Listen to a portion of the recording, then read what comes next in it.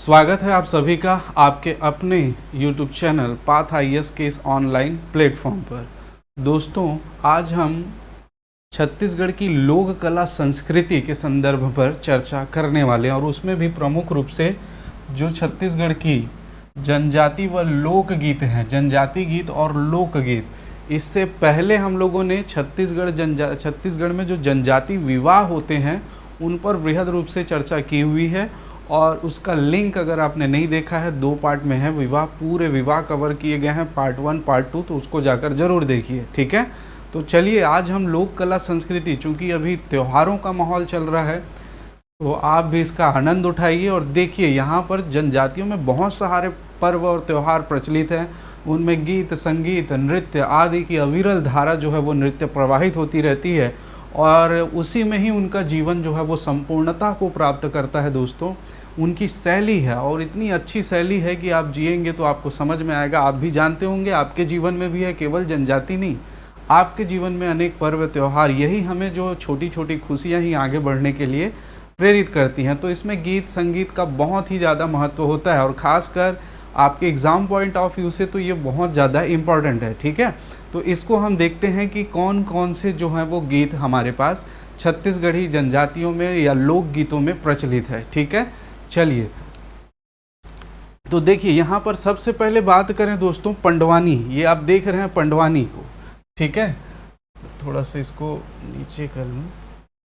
पंडवानी, तो पंडवानी क्या है आप सभी जानते हैं। ठीक है, पांडव के जीवन में, पांडव कौन है, महाभारत में जाना तो है ना, महाभारत देखे हो तो जानत हो 5 पांडव रही से, वो पांडव और कौरव के युद्ध हो रही से, पूरा महाभारत कथा ओकरे ऊपर डिपेंड रही से।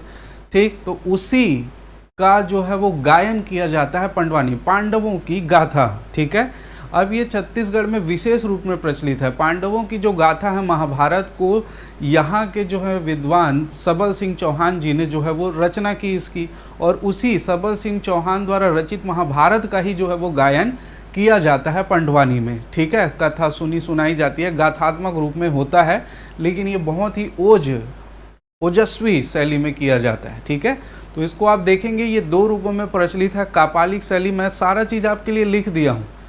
ठीक है, लेकिन आपको जो है वो एक्सप्लेनेशन पूरी तरह से बताते जाऊँगा, जहाँ पर कुछ चीज़ें दिखाने की आवश्यकता होगी तो दिखाते भी जाऊँगा।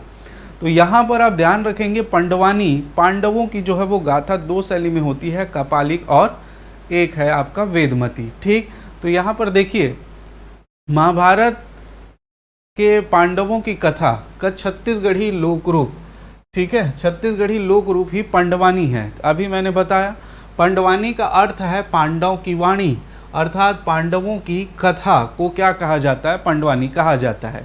इसमें दोस्तों महाभारत में पांडवों की जो कथा सुनाई जाती है, ठीक है, तथा जिसका नायक या मुख्य किरदार मुख्य रूप से भीम और नायिका में द्रौपदी की कथा आप सुनते होंगे। ठीक, अब तीजन बाईल अगर सुने हो, मुख्य गायिका है कापालिक शैली की, तो मस्त तमूरल धर के तान के कीधे नहीं, ये दे भीम धर के जैसे धरती कचारी तैसने ओखर प्राण छर्रिक दर्री हो गे, तो वो सुने हो तुमन है। ठीक है, पंडवानी, इसमें नायक भीम है और नायिका द्रौपदी है। पंडवानी एक लोक गाथा है। पंडवानी में किस्सा गोई, संगीत व अभिनय। तो पंडवानी में किस्सा सुनाया जाता है, किस्सा मतलब कहानी जो सुनाई जाती है वो भीम और द्रौपदी की। इसके अलावा गीत भी होता है, संगीत भी आपको देखने को मिलेगा, अभिनय देखने को मिलेगा। इन सभी का बहुत अद्भुत समग्र रूप से इसमें अभिनय किया जाता है, संगीत आपको देखने को मिलेगा। ठीक है, पंडवानी में सभी की अद्भुत समग्रता है। पंडवानी के रचयिता है सबल सिंह चौहान। अब ये सबल सिंह चौहान के बारे में मैंने बताया, इन्होंने महाभारत की कथा पर आधारित पंडवानी में महाभारत की तरह ही साहस, धर्म और आध्यात्म और श्रृंगार सभी भाव समाहित होते हैं। ठीक है, महाभारत का जो आत्मा है, साहस, धर्म, आध्यात्म, श्रृंगार, जो सभी भावनाएं हैं वो आपको सबल सिंह चौहान द्वारा रचित महाभारत में दिखाई देगा। ठीक है, तो उसे हम पंडवानी कहते हैं। पंडवानी गायन में परिष्कृत साहित्य का दखल न होकर लोकवाणी होती है। ठीक है, तो ये जो इसमें साहित्य के अनुसार रचना नहीं होती, इसमें लोगों के मतलब आपको जो छत्तीसगढ़ी ठेठ समझ में आती है उस रूप में इसको प्रेजेंट किया जाता है। आप जानते ही हैं, है ना, पूरी छत्तीसगढ़ी में चलता है। मेन होता है कि आपको कहानी के मेन मूल तक पहुंचाना, उसकी आत्मा तक पहुंचाना, उसकी समझ विकसित करना, ताकि आप महाभारत को जान सके कि हुआ क्या था और भीम या पांडवों ने कैसे उस महाभारत में अपनी भूमिका निभाई थी, उसमें जो है साहस और धर्म शौर्य का जो है वो परिचय दिया था। तो इसके लिए पंडवानी जो है वो रचित की जाती है और इसको गाया जाता है लोकवाणी के रूप में। इसमें साहित्यिक दखल नहीं होती, एकदम साहित्य में इतना होना चाहिए, ऐसे होना चाहिए, इस बात पर जो है जोर नहीं दिया जाता है। अगर पांडवानी आपने सुना होगा, पंडवानी सॉरी। नेक्स्ट देखिए, पंडवानी के लिए किसी विशेष अवसर या ऋतु या अनुष्ठान की आवश्यकता नहीं होती। तो आप जानते हैं पंडवानी में कोई विशेष तिहार आही तब करबो, दिवाली आही तब करबो, छठी हो ही, लइका हो जही तब करबो, ऐसे कोई रिस्ट्रिक्शन नहीं है। जब तुमन मन है पंडवानी सुने के, जाओ पंडवानी करैया मन ला धर के लाओ और वो मतलब पैसा दो, मन पंडवानी तुम्हार कर दी। ठीक है, तो इसमें किसी विशेष ऋतु की, विशेष त्यौहार की, पर्व की आवश्यकता नहीं होती। ये कभी भी जो है वो किया जा सकता है पंडवानी, इस बात को ध्यान रखिएगा। ठीक है, पंडवानी में एक मुख्य गायक होता है, एक हुंकार भरने वाला होता है रागी, और वाद्य यंत्र पर संगत करने वाले लोग होते हैं। तो आप जानते हैं पंडवानी में क्या होता है, एक गायक होता है या गायिका, गायक या गायिका, और वाद्य यंत्र तबला बजैया, हारमोनियम बजैया, झुनझुना बजैया, रुंझू वो बजैया रही। ठीक है, इसके अलावा एक हुंकारू भरने वाला, हुंकारू मतलब बीच बीच में हाओ जी, हाँ जी, ऐसे की कहात रही थे ना, सुने होता, ए देव भीम हाँ द्रौपदी ला धर के लेगा थे, हाओ जी, औ ओला दुर्योधन ला पटक के मारा थे, हाओ जी। तो पीछे जो हाओ जी बोलता है उसको हुंकारू भरना बोलते हैं। ठीक है, तो वही हुंकारू भरने वाला होता है। पंडवानी छत्तीसगढ़ के प्रधान और देवार जनजाति द्वारा किया जाता है। हम लोगों ने जनजाति पढ़ी थी तभी मैंने बताया था। अब देखिए, प्रधान जनजाति, अब हमारी तीजन बाई जो हैं, मतलब विश्व स्तर पर विख्यात हैं। ठीक है, वर्ल्ड में कई जगह जाकर, विदेशों में जाकर जो है अपनी कला का लोहा मनवाया है। किसने? तीजन बाई ने। ठीक है, तो तीजन बाई को आप जानते ही होंगे, उसको बहुत सारे राष्ट्रीय पुरस्कार भी दिए गए हैं। हम लोग विशेष तौर पर जब डिस्कस करेंगे महान हस्तियों के बारे में छत्तीसगढ़ के, तब उसको देखेंगे। यहाँ पर प्रधान और देवार जनजाति आपको ध्यान में रखनी है।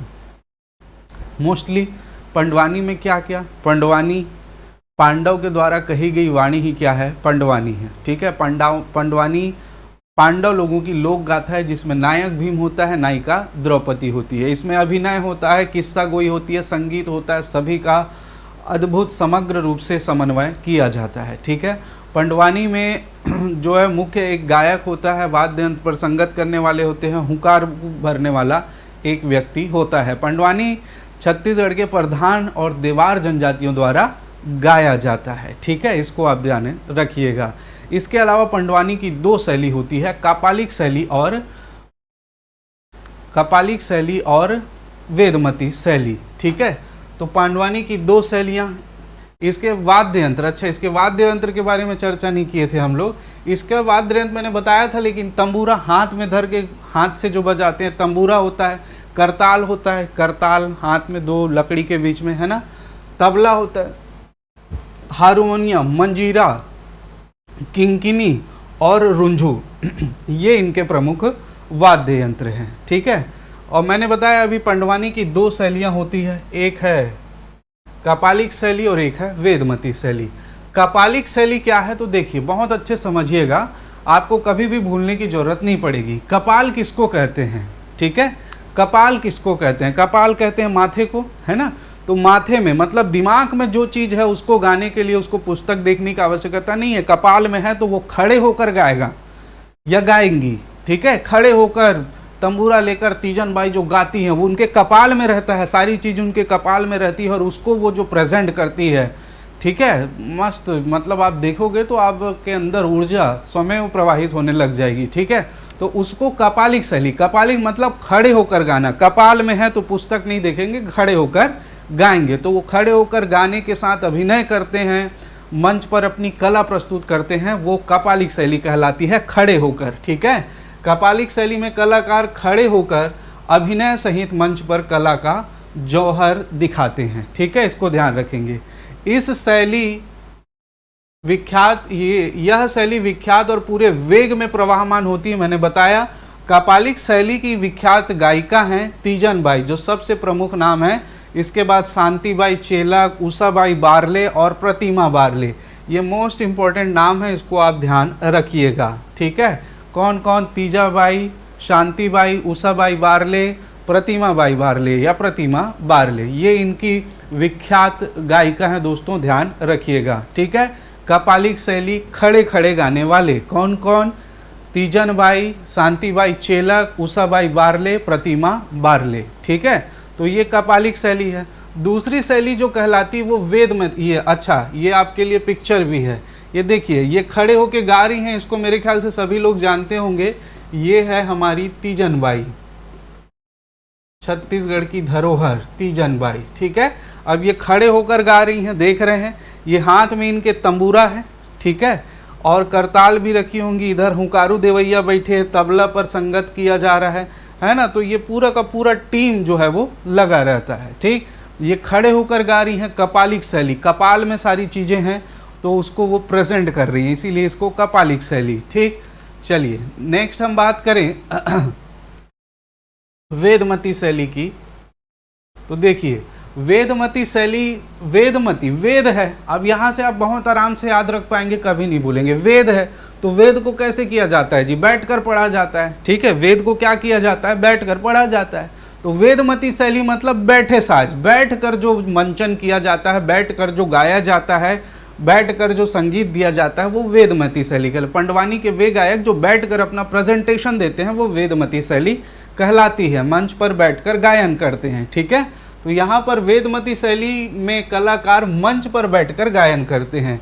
वेदमती शैली का आधार शास्त्र है। इसका आधार क्या है? शास्त्र, शास्त्र के आधार पर प्रेजेंट किया जाता है। मैंने बताया वेद हैं, शास्त्र हैं। ठीक, वेदमती शैली के गायक गायिका वीर आसन पर बैठकर, वीर आसन मतलब ऐसे पैर को, दोनों पैर को मोड़ के उसके ऊपर बैठना, वीर आसन पर बैठकर पंडवानी गायन करते हैं। वेदमती शैली के प्रमुख कलाकार हैं झाड़ू राम देवांगन, बहुत ढंग से याद रखेंगे, झाड़ू राम देवांगन। इसके अलावा पूनाराम निषाद, पंचू राम, रेवा राम, ऋतु वर्मा और लक्ष्मीबाई, ये इनके क्या हैं? प्रमुख कलाकार हैं, इनको आप ध्यान रखिएगा। ठीक है, तो वेदमती शैली में कलाकार क्या करते हैं? मंच पर बैठकर गायन करते हैं। ठीक, याद रहेगा। तो पंडवानी, पांडव की वाणी, मेन चीज़ें आपको रिलेट करके याद करना है और मेंस में आएगा तो लिखने के लिए भी आपको तैयार रहना है। ठीक है, भीम और द्रौपदी इनके प्रमुख नायक और नायिका। ठीक है, संगीत, अभिनय, सारा का समग्र जो है वो समन्वय हम देखने को मिलता है।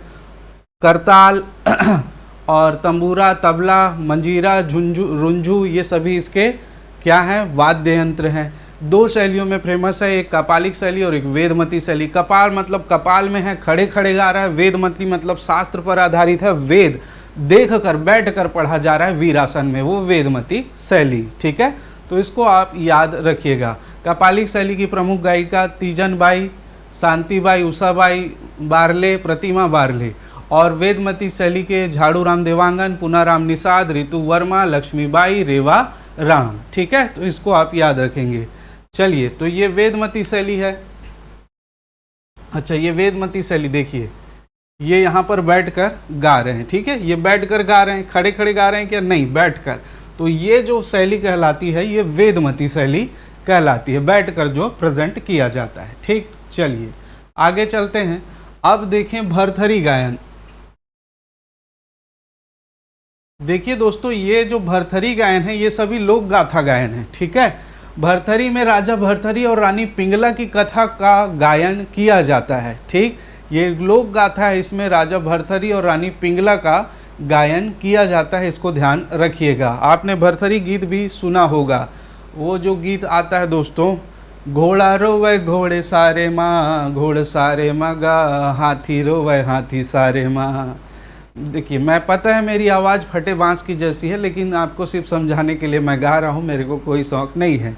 तो ये जो गीत अभी मैंने गाया ये भरथरी गायन है और इसकी जो प्रमुख गायिका थी हमारी, अब नहीं है, सूरजबाई खांडे जी। ठीक, तो ये एक लोक गाथा है जिसमें राजा भरथरी और रानी पिंगला की कथा का गायन किया जाता है, उनके प्रेम का गायन किया जाता है। राजा भरथरी के वैराग्य और रानी पिंगला की कारुणिक कथा लोक में इतनी मार्मिकता के साथ ग्रहण की गई है कि उसका विस्तार हर अंचल में देखा जा सकता है। ठीक है, तो यहाँ पर राजा भरथरी और रानी पिंगला के जो वियोग है, वैराग्य है, उसका कारुणिक रूप से करुणामय जो है वो प्रस्तुति लोक गाथा में, भरथरी लोक गायन में आपको देखने को मिलेगी। बिलासपुर के स्वर्गीय सूरजबाई खांडे भरथरी गायन की शीर्ष लोक गायिका हैं। सूरजबाई खांडे, अभी मैंने बताया सूरजबाई खांडे जो है वो शीर्ष गायिका थी, अभी नहीं है। स्वर्गीय सूरजबाई खांडे की गायन शैली में एक मौलिक स्वर माधुर्य और आकर्षण मौजूद है। ठीक है, तो ये अच्छे से प्रेजेंट करती हैं, आप चाहें तो इसको याद रखें, ये आपके रिटर्न में काम आएगा। ठीक, इसके बाद हम बात करें चंदैनी गायन की। नेक्स्ट जो गायन है चंदैनी गायन। ठीक, चंदैनी गायन जो है दोस्तों, ये छत्तीसगढ़ की सबसे लोकप्रिय प्रेम की गाथा है।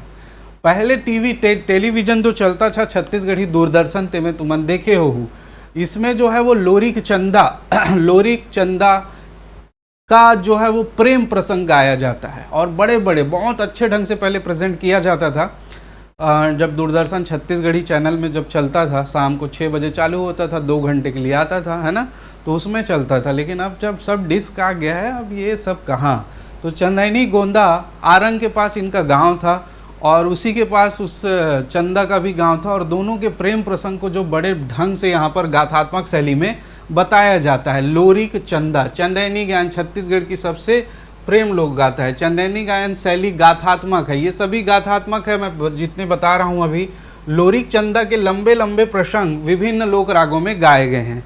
इस समय चिंता दास लोरिक चंदा चंदैनी के श्रेष्ठ और वरिष्ठ गायकों में से एक है। ठीक है, तो चंदैनी गायन को आप ध्यान रखिएगा। इसके बाद जो नेक्स्ट हम गायन शैली की बात करेंगे वो है भोजली गीत।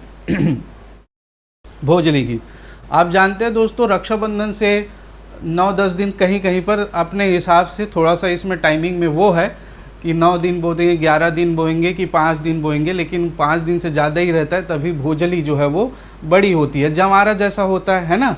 तो भोजली गीत, तो रक्षाबंधन से पहले टुकनी, चरिया, बांस के बने टुकनी में मिट्टी डालकर जो है वो बो दिया जाता है भोजली के रूप में, और भोजली के रूप में इन लोग जल, भूमि पर जल की उपलब्धता बनी रहे, ये इसकी कामना रहती है और इस रूप में इसकी पूजा की जाती है। तो भोजली को माता मानकर, ये प्रश्न आया था, भोजली को माँ मानकर उसका गायन किया जाता है, उसकी सेवा की जाती है। जैसे जवारा बोया जाता है, जवारा गीत भी देखेंगे, तो जवारा की सेवा की जाती है, इसमें भी भोजली को माता मानकर उसमें बोकर उसकी सेवा की जाती है, और उसी को सेवा के लिए जो गीत गाया जाता है उसी को भोजली गीत कहते हैं। ठीक है, और रक्षाबंधन के दूसरे दिन उसको ठंडा कर दिया जाता है, तो इस बात को याद रखिएगा।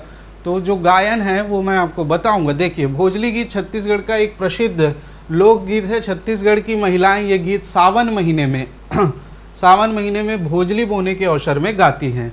भोजली अर्थात भोजली, इसका अर्थ है भूमि में जल हो। इसी कामना के साथ महिलाएं इस गीत का गायन करती हैं। भोजली गीत देवी गंगा लहर तुरंगा काफ़ी प्रचलित गीत है। देखिए, देवी गंगा लहर तुरंगा, हमर भोजलिन दाई के भिजे आठो अंगा, आहो देवी गंगा।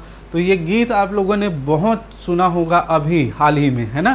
तो ये भोजली गीत है, देवी गंगा लहर तुरंगा प्रसिद्ध है। महिलाएं भोजली देवी अर्थात प्रकृति की पूजा करती हैं। ठीक है, तो इसको ध्यान रखिएगा।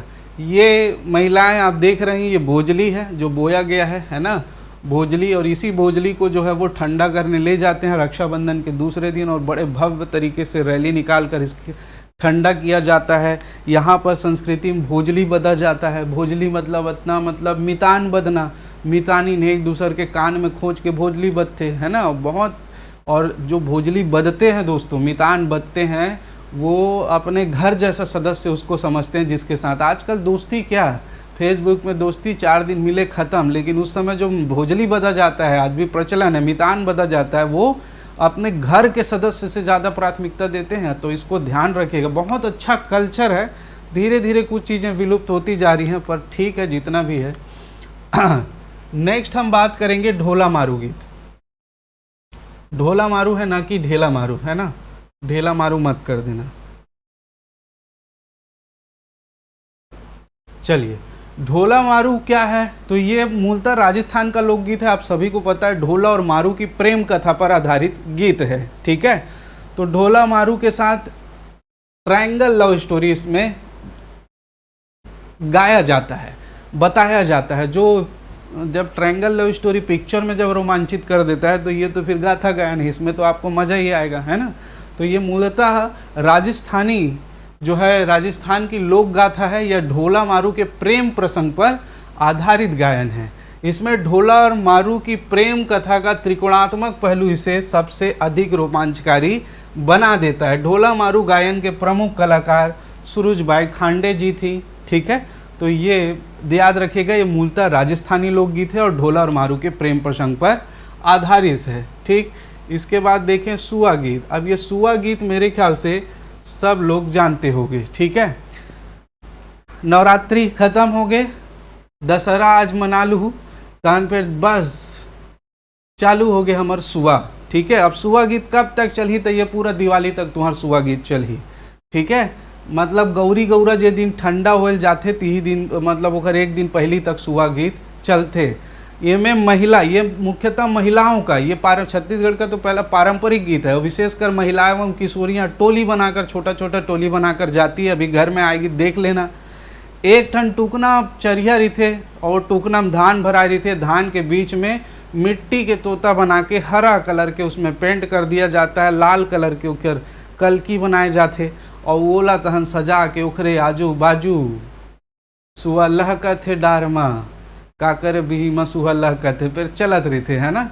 तो ये अच्छी परंपरा है। आप जानते हैं गोंड जनजाति के लोग, विशेष रूप से कमार जनजाति के लोग, ये सुआ गीत करने के लिए फेमस हैं, आप जानते ही होंगे, ठीक। सुआ गीत छत्तीसगढ़ का विशेष पारंपरिक गीत है। यह दिवाली के कुछ दिन पहले प्रारंभ होता है और दीपावली के दूसरे दिन गौरी गौरा पूजा के साथ ही संपन्न होता है। सुआ गीत मुख्यतः महिलाएं और किशोरियों का गीत है। इसमें महिलाएं व किशोरियां टोली बनाकर आसपास के गांव में जाती है और बीच में धान की टोकरी रखती है जिसमें मिट्टी का बना तोता रहता है। मैंने अभी आपको बताया, ठीक है। अब देखिए, अर्थात उसी को, मिट्टी का बना तोता को सुआ लाल कपड़ों में रखा जाता है और महिलाएं की टोली गोल गोल घूमकर सुआ गीत गाती हैं व नृत्य करती हैं। सुआ गीत को गौरी गौरा गीत भी कहा जाता है। तो यहाँ पर आप देख रहे होंगे ये लोग सुवन गीत गा रही हैं और नृत्य कर रही हैं, ठीक है। यहाँ पर ये देखिए टोकनी में भरा हुआ है, ठीक, और टोकनी में भरकर ये तोता बना रखा हुआ है, धान वगैरह रखा हुआ है। अब ये गोल गोल कुछ लोग लकड़ी हाथ में लेकर या ताली बजाकर जो है वो गोल गोल इस नृत्य को करते हैं, ठीक है। और अंत में जिस घर घर जाते हैं तो घर वाले कुछ पैसे, अनाज, चावल, दाल, मिर्च, नमक वगैरह सब इसको दान किया जाता है। बहुत अच्छी परंपरा है, चलती रहनी चाहिए, तो हमारी संस्कृति थोड़ी बहुत बची रहेगी। तो ये है सुआ गीत और ये जो कर रहे हैं वो सुआ नृत्य, ठीक है। चलिए नेक्स्ट हम देखें सोहर गीत। अब ये सोहर गीत क्या है? सोहर गीत, तो सोहर गीत कब होता है दोस्तों? घर में संतान का जब जन्म का अवसर, ठीक है, संतान के जन्म अवसर पर गाया जाने वाला गीत है। नाना प्रकार की परंपरा, यहाँ बहुत अधिक जो है वो जनजातियों में, या कहें यहाँ की लोक संस्कृति में हर पर्व, हर त्यौहार, वैसे तो 365 दिन त्यौहार रहता है, लेकिन यहाँ पर विशेष पर्व या त्यौहार में एक से एक गीत और संगीत का जो है वो माहौल बनता है। सोहर गीत जो घर में संतान के जन्म के अवसर पर गाया जाने वाला एक गीत है, ठीक है, इसको ध्यान रखेंगे। संतान के जन्म के अवसर पर इन गीतों में संतान के जन्म से संबंधित कहानियाँ और उत्सवों को एकदम सुंदर ढंग से प्रस्तुत किया जाता है। सोहर गीत स्त्रियों का गीत है। संतान कामना से आह्लादित नारी की भावना, हृदय के सहज उद्गार की अभिव्यक्तियों को सोहर गीत के माध्यम से होती है। यहाँ पर जो लेडीज़ हैं, लेडीज़ उनके मन में जो अभिव्यक्ति थी वो जब से प्रेग्नेंट हुई थी और तब तक से जब बच्चा पैदा हुआ, तो मन में स्त्रियों में बहुत सारे चेंजेस होते हैं।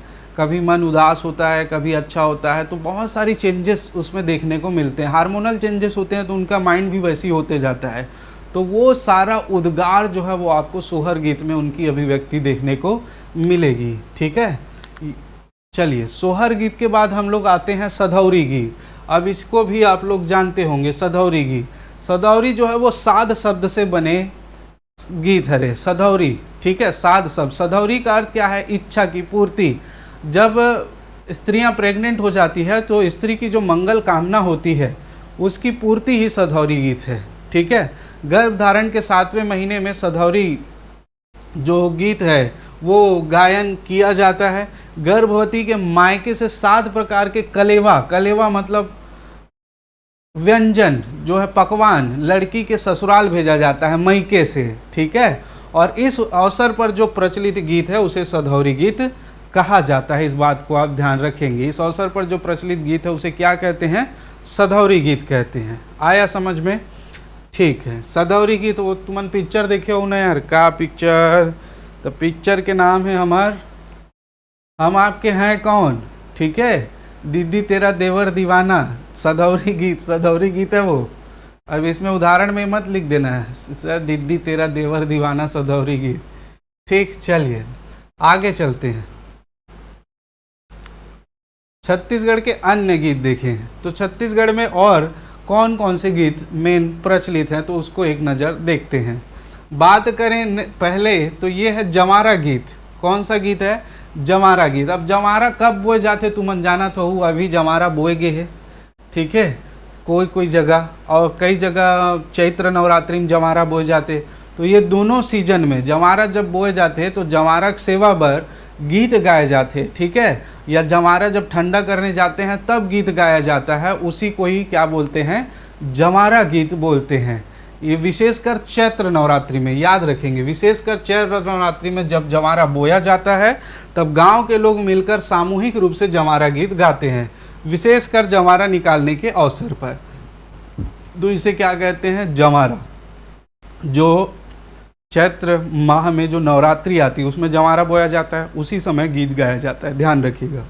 ठीक, चलिए नेक्स्ट हम देखें सेवा गीत। सेवा गीत क्या है? तो वही है सेवा गीत कुंवार माह की नवरात्रि में। ठीक है, अभी जो नवरात्रि चल रही है उस नवरात्रि में जो गाया जाता है। ठीक है, माता का जो मूर्ति स्थापित करके उनकी सेवा के लिए जो गाया जाता है, सेवा भजन के लिए जो गाया जाता है उसे सेवा गीत कहते हैं। ठीक है, तो जमारा गीत चैत्र नवरात्रि में, सेवा गीत कुंवार नवरात्रि में। सेवा गीत कुंवार माह की नवरात्रि में गाया जाता है जब माता की मूर्ति स्थापित की जाती है और उनकी सेवा में गांव के लोगों के द्वारा गाए जाने वाले गीत को सेवा गीत कहते हैं। देखिए, मैंने उतना ही चीज़ आपको डिलीवर किया है जितना आपके लिखने के लिए आवश्यक है।